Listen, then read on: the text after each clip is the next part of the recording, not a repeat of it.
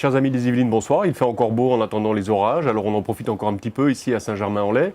Mais pour vous, il est 19h30 et c'est l'heure de votre journal des Yvelines.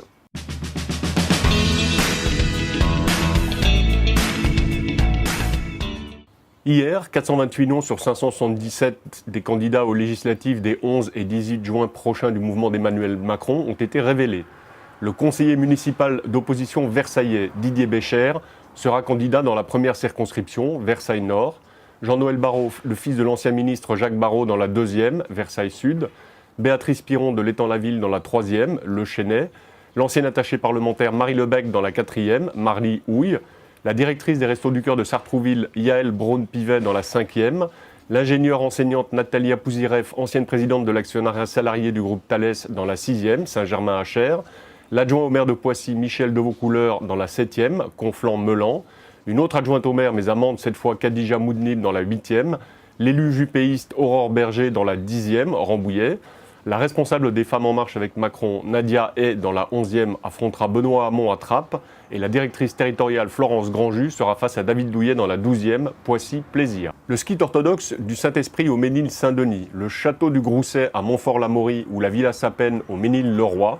Christelle Pigeon a recensé les lieux insolites du département dans son ouvrage « Yvelines, sans lieu pour les curieux ». TV Fil 78 l'a rencontré dans la biscuiterie artisanale La Varenne à Versailles. Il faut qu'ils n'aient pas peur d'aller aussi bien visiter le parc aux étoiles, où on ne parle que d'astrologie, que le musée des petits trains, où ce n'est que pour les passionnés de petits trains.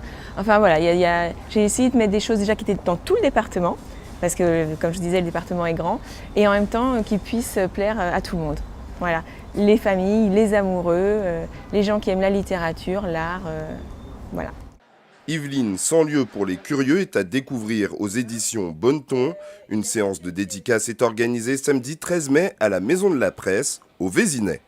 La chaîne YouTube Instant V, dont la vocation est de mettre en lumière la vie versaillaise, a rencontré Daniel Esteves, président du Versailles Handball Club, à l'occasion du prix du conseil départemental en début de semaine au gymnase Montboron. Il parle de son parcours de joueur et de ses plus beaux souvenirs au sein du club versaillais. J'étais joueur il y a très longtemps. Je suis arrivé au club, j'avais 13 ans.